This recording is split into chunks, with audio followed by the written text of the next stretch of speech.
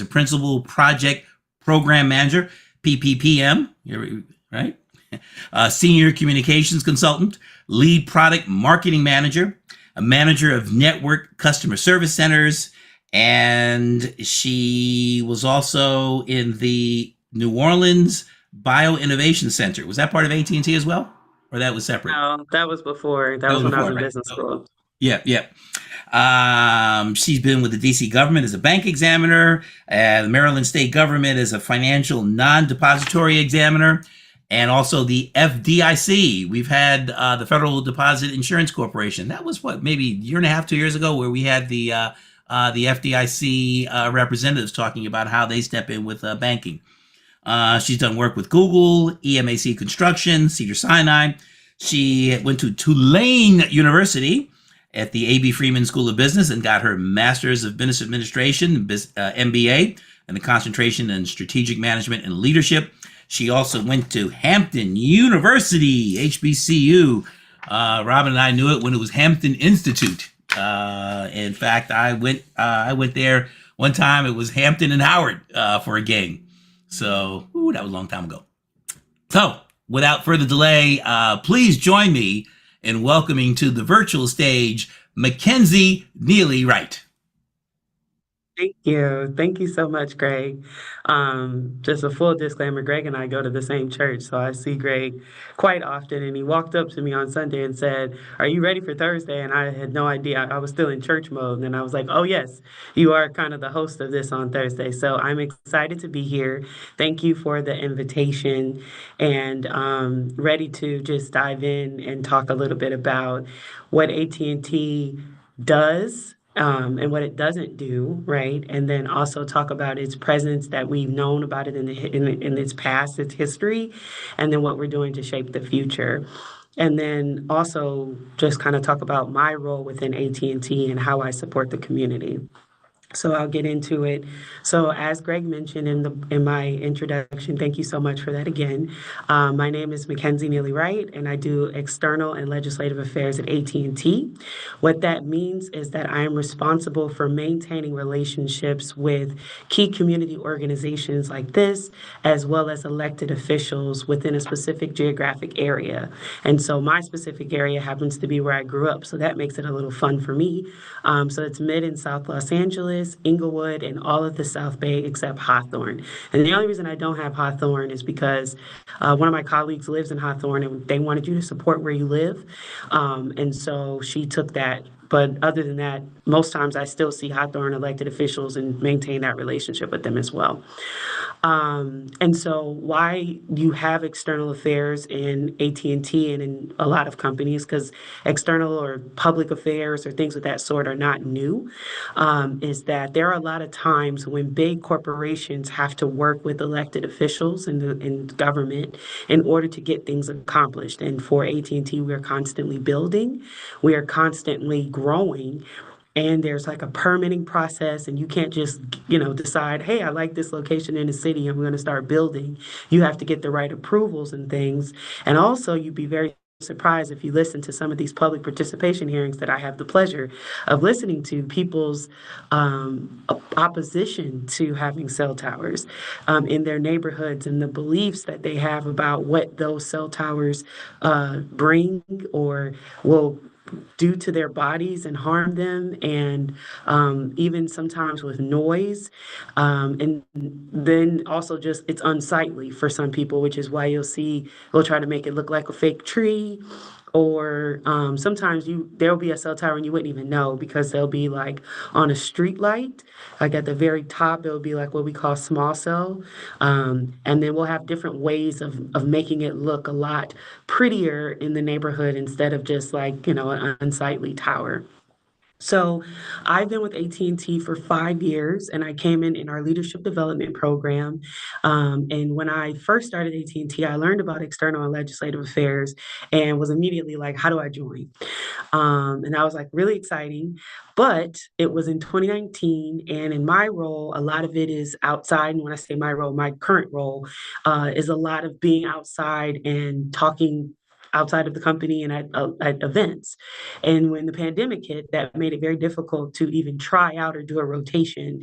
And so an opportunity presented itself last year after several tries of just trying to do a rotation and just get my feet wet and even join officially. But I was able to make it here on this side. And why also it's important is because in this role, because I mentioned we work with government, I am a daughter of an elected official or of a former elected official. And so it makes it very easy for me to establish relationships with people that I already know and that I grew up around who are like my aunts and uncles or play moms or godmothers. And so being able to then have a relationship and call someone or an elected official per se to say, hey, this is what's going on, or an executive director of big organizations within LA makes my job a lot easier instead of trying to first meet them, make the introduction, and then start to build a relationship. So that gives me a very niche skill set for this very specific role that I have in maintaining relationships. So I said that I was going to talk a little bit about the history. I know that let me say it like this. I don't believe that there's anyone on this call that doesn't know who and what AT&T is. Most people have different for memories of AT&T. It's like the phone company for some people, or it's telephone and telegraph, American Telephone Telegraph, even though we don't. I haven't seen telegraph in a very long time in person. I've only seen it like on pictures. So, from the telephone perspective, that is something that we still do. But in the news this year, especially like around January, February, you heard, and I mean, it went national, that we were going to disconnect copper landline telephones, and that we had applied last year to no longer be the carrier of last resort, which we also that we call internally Kohler. We even say it externally, actually. But it was a big deal, and I wish there was like a way I could do a poll real quick, but I would love to know how many people have true landline phones in their home and who actually uses it, because having it and then using it are two very different things. I actually have a phone in my home, and I turn the ringer off. I don't, because if you have that line, I don't even give the number out that you weren't looking for me. And I specifically got the lines for emergencies because I grew up with earthquakes, and we all were told that when you have an earthquake or you lose electricity, your copper landline telephone will still stay connected. But you also have to have a phone that doesn't require electricity. That's a little caveat people don't really realize. But let's get back to the program. I have a So, question. A quick question. oh, You said sure. who has a true landline. So what did you mean by a true landline? That means that it's coming out of a wall jack, because there's also what we call voice over IP. And that means that you still have the look and feel of a telephone. It'll ring, you'll have the dial tone, but it's going over your fiber or your through your modem instead of a wall jack. Hmm. Yeah. So I have VoIP, but not a not cop. Well, actually now they have fiber, but I no longer have that. Yeah. Thank Got you. it. Hmm. No, no problem. So getting back to it, um, back in the 70s, I think it was the late 70s and early 80s, the American federal government said that they no longer wanted monopolies on telephones, and they were hell bent on breaking up AT&T. AT&T had gotten too big. And so they forced AT&T to break apart, and it created those bells that we know about. Here in LA, we had Pac Bell, there was Bell South, Bell North, Ma Bell, everybody Bell. And what was happening during that breakup was that some of these bells could not provide all of the services that you needed from a telephone perspective. I think long distance costs was extremely expensive. And I'm speaking from what my father has told me and what I've read, because my father is a utilities nerd and studies a lot of this. And because I wasn't there at the time, but I did grow up with having a Pac Bell telephone. And you even would see like the payphones and things of that sort. And so what got crazy at the time, like now so you had to split up, you had all these bells, They were and then the called baby government, bells. yeah, all these baby bells. Baby And bells. then what would end up happening is that the federal government said, okay, we need to figure out a better way to streamline this. And so they granted AT&T access to buy up their bills again. And that process was very expensive because now they're having to like acquire all of the businesses that they owned. And some people bought pieces of it and they're all trying to buy. And so that's actually how Verizon came in the mix. They bought some of the bills and created Verizon. AT&T bought some. And then you had these smaller companies that bought bells. Oh, I see somebody say they work for Southwestern Bell. Ah, wonderful. And so that means I'm speaking the truth. All right. And so what ended up happening was that the government put a stipulation on AT&T and big companies of the sort that basically said that we will allow you to be a monopoly, but you must maintain a copper network in your area that you serve. So if you bought your bill in this specific area, you have to be what we call the carrier of last resort. What that means is that even if a smaller company were to come into the area and create and have copper landline service, and this is again in the late 90s, early 2000s, and they can say, okay, AT&T is $50, we're going to charge $40, and the customers, AT&T customers, go to that smaller company and they're doing well, and then that smaller company tanks. Even though they might have lost customers for a little while, AT&T has to maintain their service, even though their customers left and they might have come back. And so that was fine because at the time that this regulation went into play, everyone had a phone in their home. It didn't matter. Like it was over 10 million, 20 million people. Anybody who had a home, you knew that they had a home phone. Cell phones were just starting to break into the mix. And so, they were like, I'm gonna call you on my landline when I get home because you had minutes and all of those things. We all know these terminology. And so you fast forward to 2023, when we initially put this application, we have less than a million people who have copper landline telephones in their homes, right? But the cost to maintain the copper network is over $1 billion, whether anyone is on it or not. And so what ended up happening is at the same time, in that same time span, you had the boost of telephones. You had 5G, and when I say telephones, I'm referring to cellular telephone service. You had the 4G and LTE. You had 5G boosting up. You have fiber, and also keep in mind that I don't know anybody that doesn't have at least 3 to 5 connected devices in their homes. And you'd be surprised and say, oh, well, I have a cell phone, but your TV is smart. Your refrigerator is smart. You might have some other devices in your home that you don't even realize are connected to your Wi-Fi. You connected it that one time. If you play video games, before you used to have to go to GameStop and buy the game. Now you can stream the game, you stream TV. And so all of these things are happening, and copper is no longer able to really support all of this. And we really saw this during the pandemic because that was a part of the digital divide that was happening. Some people didn't even have internet, but then they have copper internet. And while it's good for, just regular surfing the web, streaming really started to get difficult. And then you were on Zooms. And so it was just a lot. Oh, somebody's network is showing 20. Okay, Greg, that's a lot. And so that's my point. And so what ended up happening is we saw this huge decline of copper, but there was no mandate to change AT&T's force of having it. They still had to maintain this copper network. And so what they did in the application last year was simply to say, in areas where there are no people that are actually on our copper network, can we transition them to fiber and not have to maintain being the caller in this area? If there are people that are still connected, we won't disconnect anyone. We won't come up and just yank the copper away. It's not really how it works. And so that was a very straightforward process, so we thought, until the how it was perceived in media and in the community shifted from AT&T is taking away landline telephone service.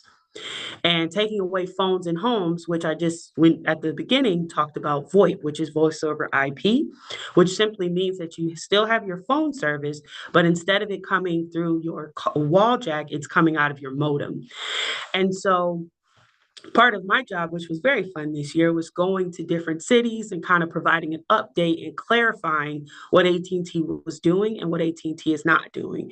Because essentially, everywhere, and I shouldn't say everywhere, but most places that we have copper, we've transitioned those areas to fiber and it's available. Sometimes it's still being rolled out.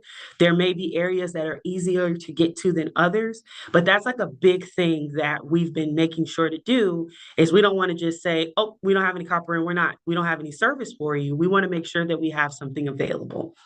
And so unfortunately, we were not successful in our application with the CPUC, and we tried a legislative route that also wasn't successful because one of the areas of concern within the state of California are the rural areas who may only have AT&T as a carrier.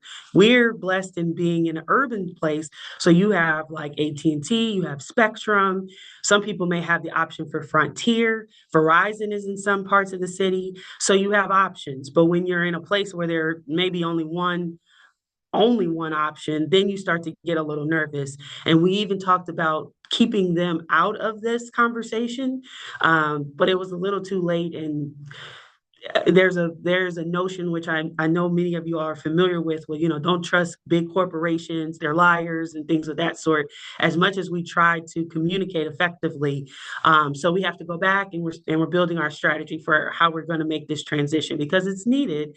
And it actually just came to the forefront in parts of Palos Verdes, actually in the peninsula there, because as they're sliding down the mountain, their connectivity is bad and they need something.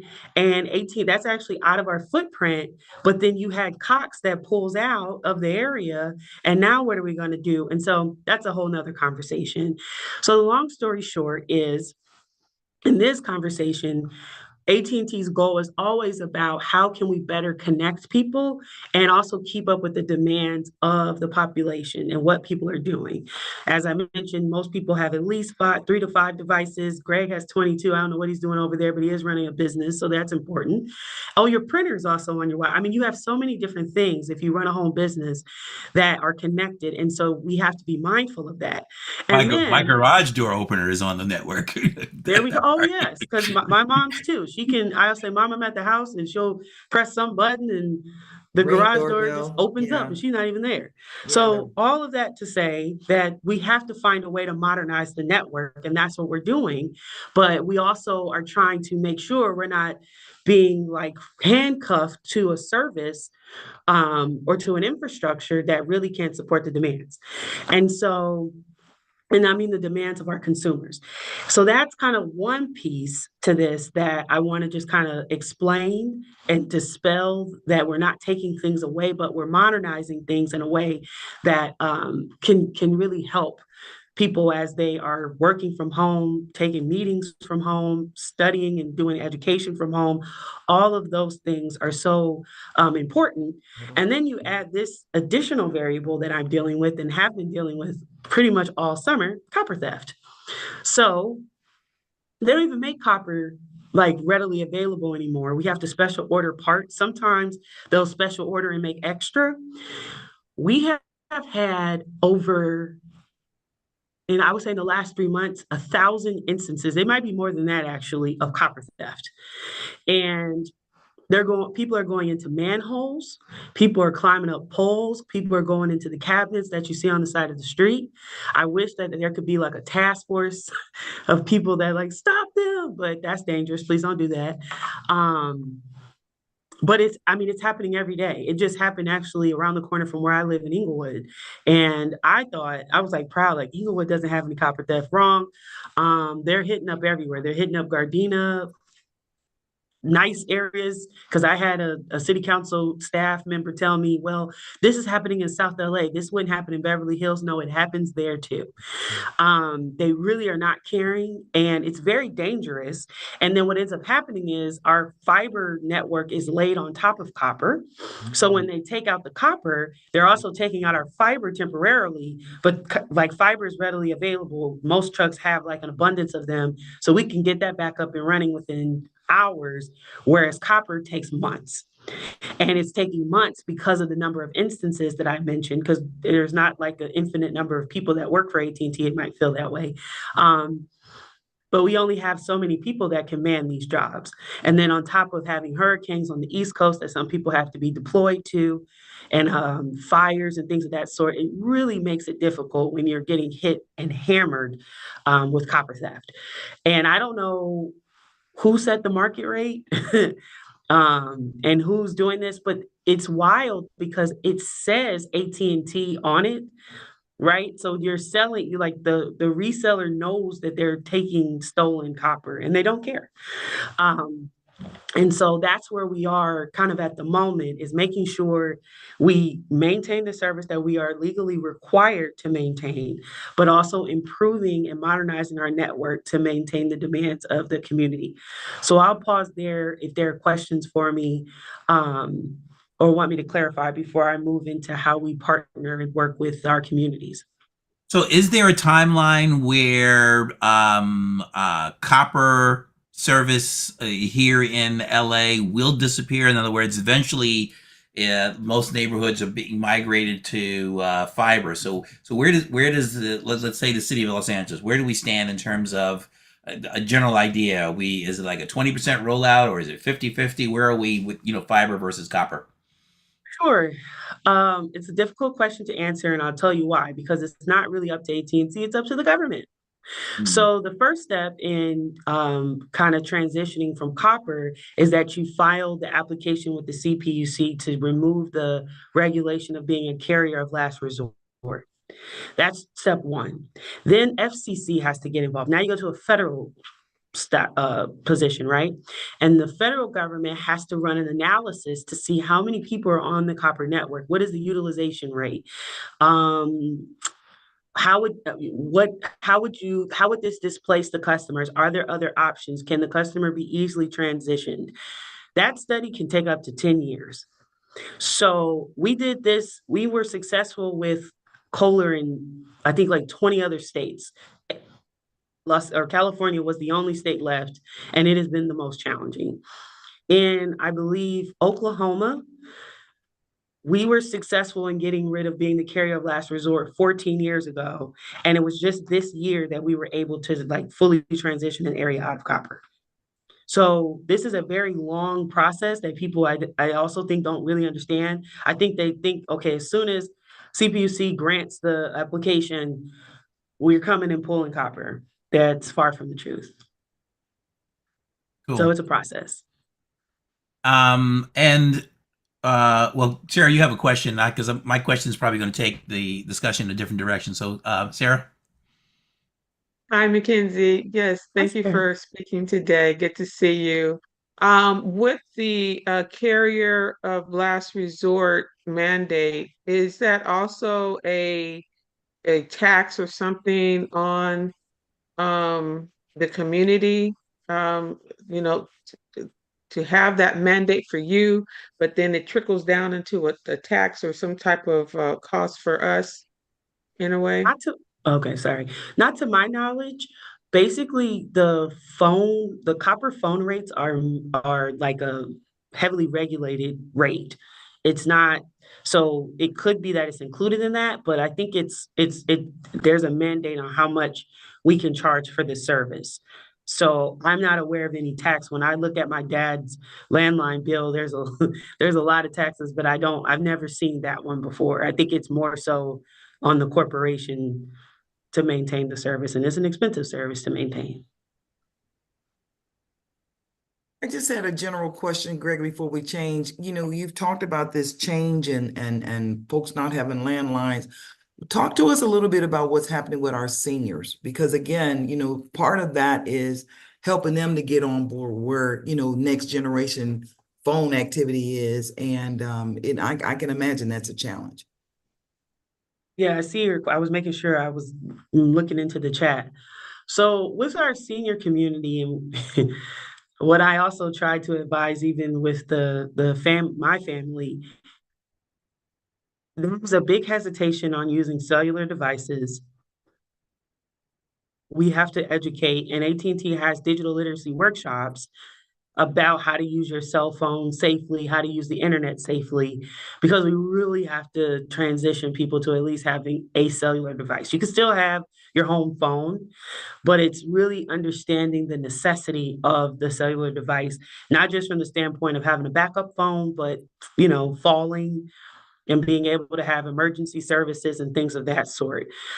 So from an AT&T perspective, there are digital literacy workshops. We look for organizations to partner with to provide those workshops and education, but it all comes from even all of us educating our family members. And it doesn't have to be like the most technical phone. I think my grandma at one point wanted an iPhone, and she doesn't really consult us. She just makes unilateral decisions. So she comes back with this iPhone, and then she didn't know how to use it. And we explained it as best as we could. I even wrote down a roadmap that you got to swipe up and do this. And when I came back, she had a new phone. She was like, I don't know how to use that. So there is an education piece that we have to be mindful of, or maybe just using like getting the basic cell phone. Um, So but Mackenzie, Oh, go ahead. if you don't mind, if you could drop that digital literacy workshop in the chat box, towards the end, because then that way I'd love to be able to share that with my church. I think that some of these organizations may be able to help in that perspective, because again, I think people get caught up and we won't read, but we might be more actively engaged if there is a workshop kind of thing. So Sure. I don't want you to go into too deep on that, but you gave me the answer. This digital literacy workshop I think it's a great idea. It's a great idea. Perfect. So I can't drop anything, and we can talk offline about it, but essentially it's something that we host. So we'll come in with volunteers and do one-on-one training.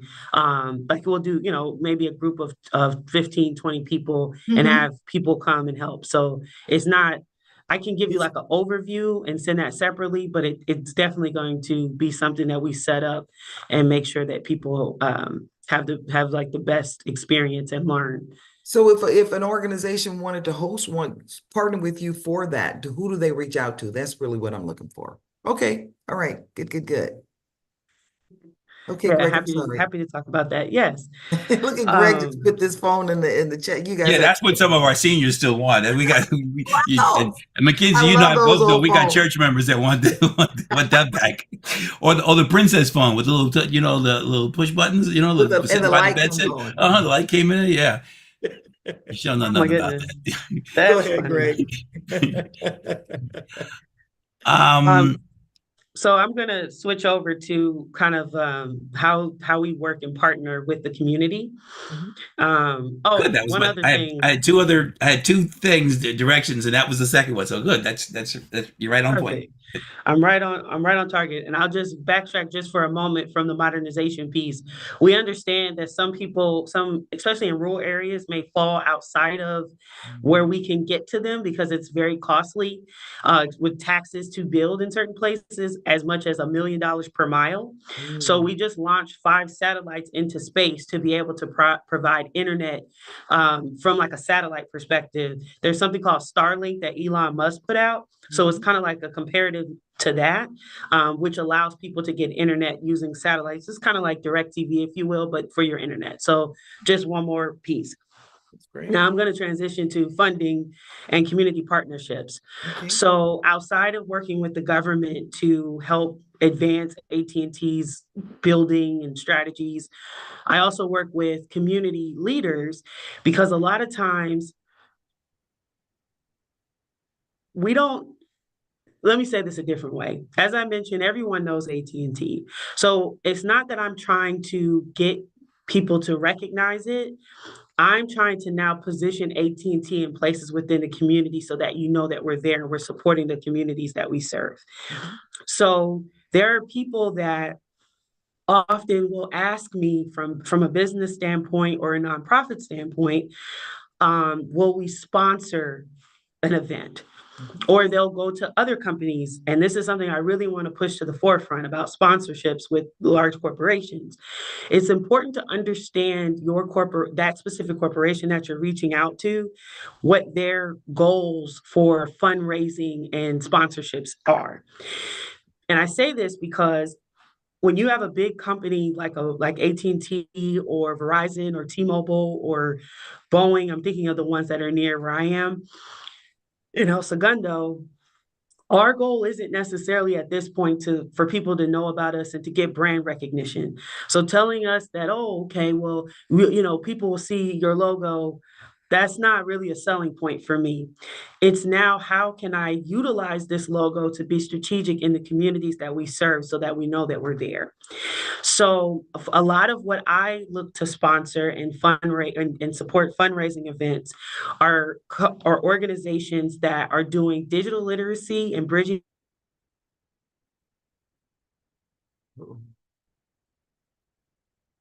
Uh-oh, it wasn't mine's is still alive.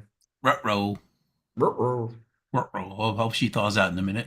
Yeah, this was the good stuff. The digital divide focus within AT&T. If you're running a business or I think I glitched out for a second, but are we back? Yeah, you Yeah, did. you're back. Yeah. Yeah, So you as soon did. as you started talking about sponsorship, your network censored censored what you was about to say. What was the last thing you I said, heard? whoa, talk about, she can't say that. It started with your focus, your initial focus, digital literacy. So okay, Digital now literacy, bridging the we're back. digital As soon as you divide. talk about digital literacy, go ahead. Or All somebody. good. They're doing something over here in our building. I wanted to be in the AT&T building for stability, and haha, then they're working on something. But long story short, our strategic focus is around bridging the digital divide, digital literacy, and workforce management, and workforce management and development. And part of that comes from the fact that we want to get future customers, and businesses are also our customers. And so we look to how we can support them so that and also building a workforce. So those are like areas in which we spend most of our time and focus, right? And there are like fairs and programs that are about BBA just did an event. I think it was the Black Business Expo. That falls in line with us because we're supporting businesses. We're putting our services out there so people can see. We support organizations like Brotherhood Crusade and the Urban League, the Los Angeles Urban League, and we support like Black, all of which have different funding or priorities, but they fall into our kind of purview because they're either helping youth, which is going to be future customers or employees of AT&T, or they're helping businesses grow, which could potentially be one of our customers or a partner of ours in the future. And so what I was saying in the beginning was that it's important to understand your company, whoever you're going to for sponsorships and things, what their funding strategy is and priorities are, because it helps you kind of I don't want to say waste your time. I mean, the worst thing that you can get from asking a question is the answer no, but it helps you also not like take it personally because it's not personal, but it has to make sense. And so I've had people ask me, will I fund a little league team? Okay, while that's adorable and I want the young people to do well, that doesn't fall in line with what my funding strategy is at AT&T. And I have to sell this to executives. Now, we have a huge homeless problem in our city, county, if you will. And so there's a lot of people trying to do things with housing and how we're going to help people and what AT&T should do about it, which is awkward because I have to be mindful of the fact that we're a business and we're in a business of connecting people, not housing people. And so what I simply sometimes will say is, okay, think about it this way. We don't house people, but you may consider on, like, in the future, after you get the housing situated, that maybe you want to do a tech center and provide workforce development or skill set and use computers and help people apply for jobs. That would then fall into my purview. And I have to be mindful of the fact that I have a limited budget, right? And so I can only sponsor X number of things. And in order for me to sponsor something new, I have to put something else away or cut it down until we can grow more and get more budget. So what ends up happening is that I have to say no a lot, which is uncomfortable.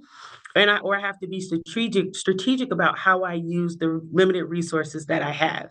And I don't know any company at this point, especially with all the downsizing and surplusing that is happening, that has like an unlimited budget. So we're having to really be strategic about how we maintain these relationships, but also be mindful of putting AT&T in a position to be seen by the most people. To know that we're in their communities. So like the Taste of Soul, we are sponsoring. And I advocated hard for that. Well, there's like 500,000 people that attend the Taste of Soul in one day. And this is specifically important for me because in this area, we've had a lot of theft. So people are like really over AT&T, and I completely understand that. And so I'm like, well, let's be positive. Like let's let you all see AT&T doing something positive, and please stop by our booth. We'll be in front of I think it's like California Bank and Trust, like right next to the Sentinel. And we'll have charging stations. I thought that was kind of cool to, you're there all day, you can charge up your phone. So anyway, long story short, I want to kind of highlight the importance of that, so that when you're applying not just to AT&T and calling me to sponsor an event, but even all these other companies, that or be mindful of what's their priority, because then they have to, run that up the chain to make sure that it makes sense. And there's, to some level, it's easy. You don't have to really get that much approval if it's just a little bit of money, but it gets harder and harder to justify this when it doesn't fall in line with our funding strategies. So there are sponsorship opportunities, and then there are grants by invitation only. And there's a limited number of those that I get every year. I only had 2. And so I have to kind of figure out how best I'm going to support the organizations. And the ones that I chose have programs that provide one provides like entrepreneurship skills, and like it's like a business incubator, if you will. And they have like a computer lab, and they donate the laptop to the business. And so I thought that was really important, and it's in Watts. And then another one that I chose is what I mentioned, where they're building a housing facility, but they're putting a tech center there, and it's going to have, I think, 50 to 60 residents. And then they'll have this tech center that will provide education to the residents, as well as to the youth programs that they have, to then allow them to educate the people who live there, but also provide, skills to the youth, who then can take them to school and college and things of that sort. So that's kind of what I highlight. I see a question that says, what is the sponsorship grant cycle to apply if an organization aligns with your focus? So from a sponsorships perspective, let me say from both perspectives, there's no necessary cycle, and every business is going to be different. So from an AT&T perspective, our fiscal year starts in January. Technically, it starts in January, but I don't necessarily get my budget until February. And then it ends this month in October. But even if you have an event that's in December, which there's a couple, if I know about it before my closing cycle ends, I can budget for it, or make sure that I account for it so that we can support it. Get that invoice to me now, right? Yes, I have one company left, or one organization left, and I had a little bit of money left. I didn't have enough, actually. I had to be a little strategic and come out of my own pocket to support them. But I said, this is the amount I have left. Send me this invoice and I will cover the rest. And I need it before the 30th so that I can submit it and get it all processed. But from a grants perspective, this is my first time. So I don't think I mentioned this in the beginning. I actually started this role last year in July. And so I just completed a full year. And originally, when I got this assignment, I was out of Kern County. And then I got shifted back home, which is great. So I don't have to be on the 405 to the 5 that much anymore. But I'm still learning all of the things and how AT&T does legislative affairs. But what I could see from grants is that it was like in the spring, I know how much allocation I get, and then I have to be very quick in deciding what organizations, and this is where my relationships come into play because I don't have the opportunity to like shop around. I have to act now from the grant money that I received from the foundation. And so that's the long and short of how I can answer that. And I'll That's capture your fine. information, We're Robin. running a little short of time, but I have two areas to address. One of them is going to be, can you speak briefly about what's happening with AT&T in terms of a careers for people of color? I know that a lot of companies are diverting from what was known as DEI. I know AT&T, I think, has gone to what they call culture and inclusion. And I've had friends and coworkers who found success with AT&T, back when they were headquartered in Bedminster. So speak to us a little bit about that. And then the second one, I'm sure Robin's going to jump all over this one, is can you speak to us about procurement and the opportunities for people who are contractors? We have a lot of people on that have businesses, how they're able to do business with AT&T on the procurement or contractor side. Okay. So from an employment standpoint, and you specifically asked for people of color. So we still do have DE&I. There's a chief, um, I can't get it out right now, but it's on the HR side, but we just had an EG conference and I saw her. It's not chief. Yeah, I think it's chief diversity officer, if I'm not mistaken. Um, I can't I can't really answer how it is from a like a color perspective. I know that there are opportunities, but I'll be honest with you and say they're becoming fewer here in Los Angeles because a lot of companies, not just AT&T, are putting this mandate of returning back to work. And so AT&T is headquartered in Dallas. And then they have their second big office in Atlanta. And then there are other offices throughout the country, and LA is a big market. But unless you want to get into sales or tech jobs, corporate jobs within AT&T become fewer and far between in this area. So it's kind of like the best answer I have, and it's really based on what's available and showing on at AT&Tcareers.com. Can you So speak a little bit about you said that you came in through the leadership development program. Does that yes, still exist? you know what? I don't really know, and I say this because they sunset the program in 2022 after like 20 something years. And there's part of like there were some developmental things they needed to enhance. And then I was told that they were relaunching it. So, but I don't know if they launched it and are doing it differently because usually we would know who's the next cohort and coming in and have an opportunity to meet them. And I haven't heard about it in a while. So Okay. that's technically on me to learn a little bit more about that. But I know that there are other developmental programs because there's like a finance one, there's a management one that's internal. So there are like opportunities. It's just, I don't know about the one that I came in on, and that's specifically going towards grad students. Like if you have an MBA, you apply for this and then you kind of smooth into the like just kind of roll into the program.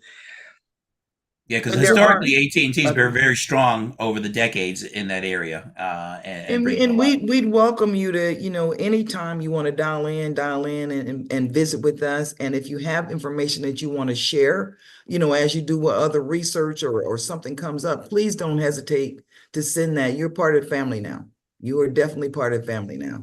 thank you. For sure. Thank you. I And received then that. finally, to Greg's point, My historical experience with AT&T's supply diversity program has been exceptional. You've always had a great team of folks that work there, but give us a little bit of an update if you can. And if not, then we will have to visit the website, right?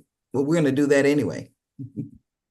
But I mean, you met me, so I can dig into that a little bit more. So Okay. what I know from the procurement side is that everything is housed in headquarters. That doesn't mean that the relationships can't be made outside of it, but that's where that team lives. In And I know Dallas. that they what did you say, Greg? Dallas. Yeah, Dallas. Mhm. And so there I know that they're focused on having diverse and local suppliers when possible for certain things.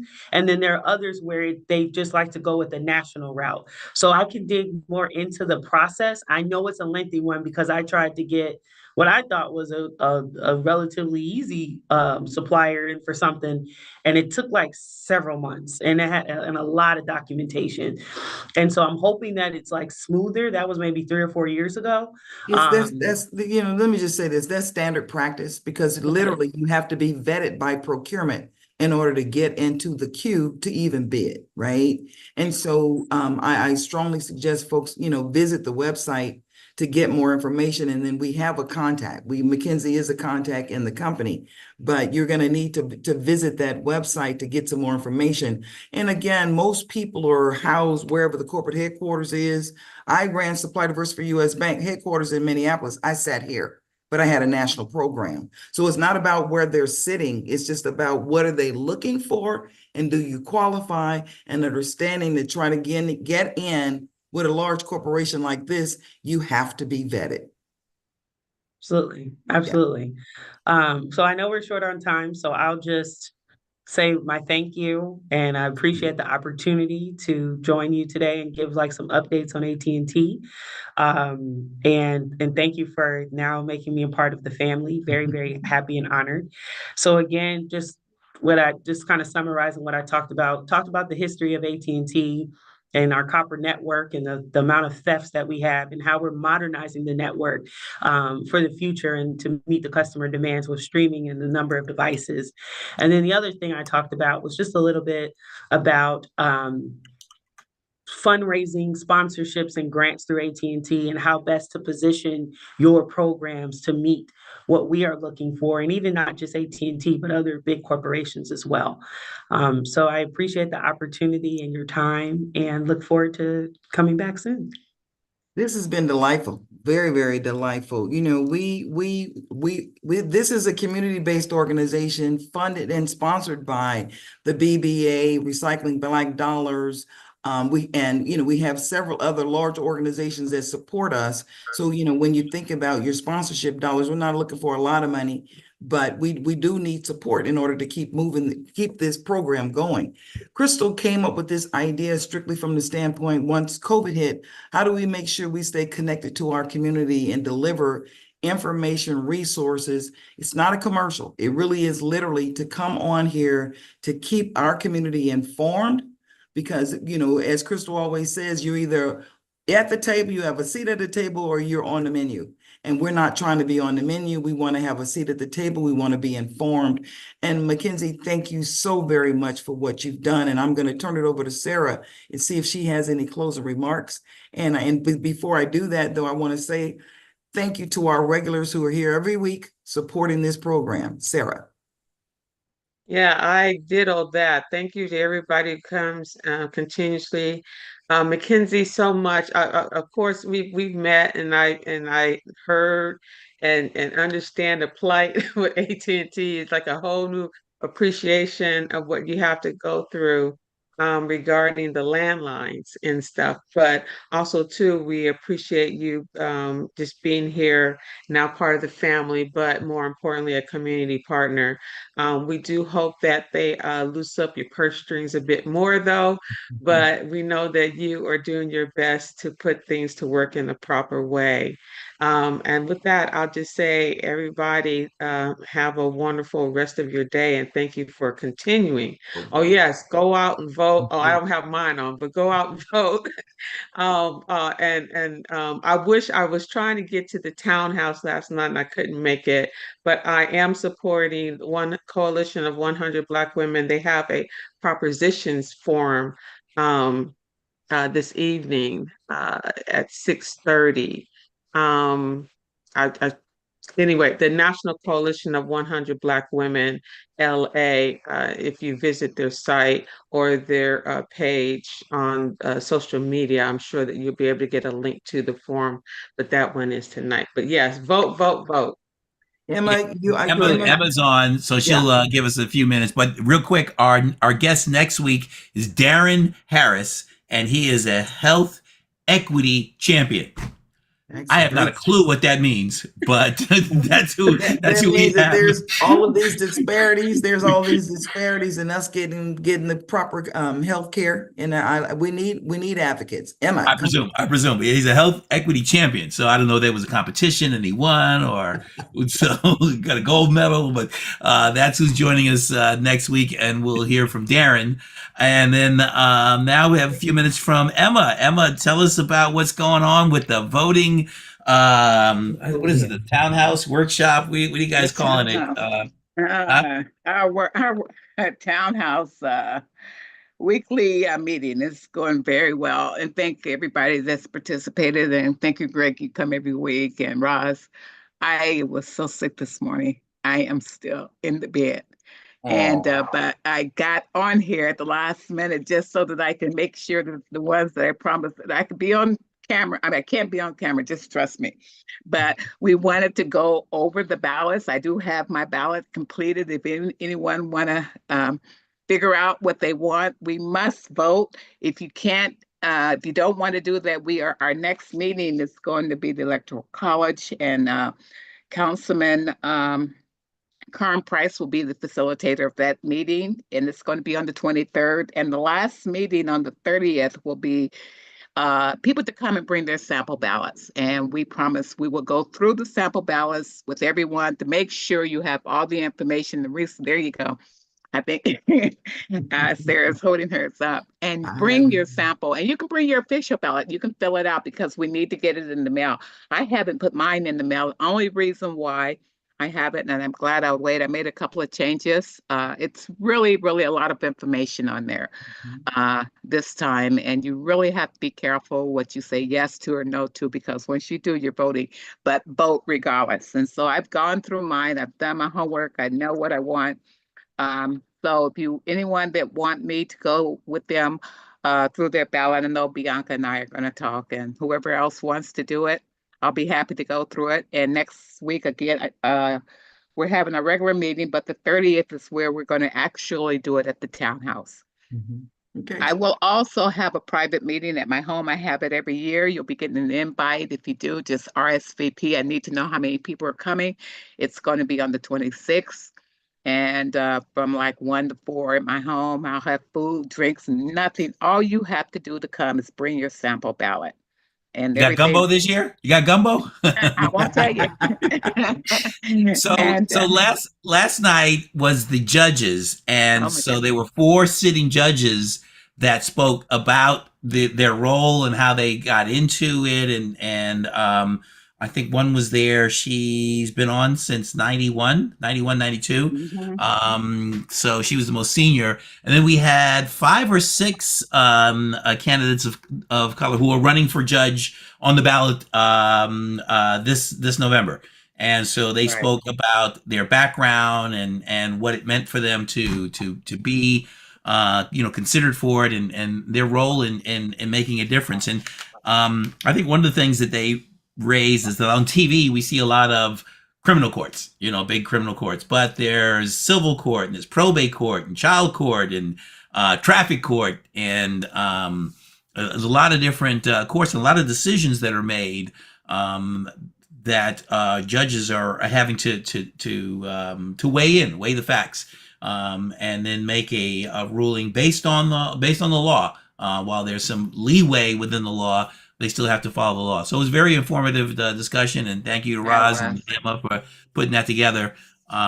We could have gone much longer. We were there 2 hours, And we And really should have. I wish we had had the time, but it was amazing. I know, and I'll just tell you real quick. It was Judge Patricia Pattis was one of the panelists. Judge Bobby Tillman, Judge Huey Cotton, and Judge Melissa Lyons, and they were all simply amazing. We also had people that were there to ask questions. Everyone had an opportunity to get a response. And the judges that are on the ballot, and believe it or not, I had done my judges, and actually I had picked everyone that came last night. There were two that are running for Running the for the same same seat, and seat. they were both of them are exceptional. So you have your choice to get whichever two you want between the two. But every single judge that came last night were phenomenal. I think we will be proud to have them representing us. Emma, And Emma, go ahead, it was Patty Titus, Judge Patty. Titus. She was Patty the Titus. oldest one that was there. Yeah, she's a senior. She's the one that led, that was there. She was great. But I'm talking about the judges that are on the, well, the representatives that came to want to be that are on the ballot to be judges. And so of the ones that came, there were two that are competing for the same seat, but your choice can go whatever if you know them. They both were amazing. So we're ready. We're ready to start filling out our ballots, getting them in the mail. It's a lot of information again. Um, just support it. If you know anybody that needs help, bring them to the townhouse when we're do our ballots, or if not, call us. Michelle's gonna be coming because she got some questions on her measures. So you guys, Yeah. Yes, our day has been well spent. Yeah. We're kind of over our time, and we do want to let our speaker go. She's been gracious Oh, I'm enough to sorry. stay here with us. But we want to be respectful of her time. But again, the support is there at the townhouse every Wednesday night, and questions can be brought to the table here at the community briefing. So we'll see you guys next Wednesday and Thursday. fantastic. Have a great week, everybody. Y'all come back now here. All right. Bye. Bye. Let's see if I can stop the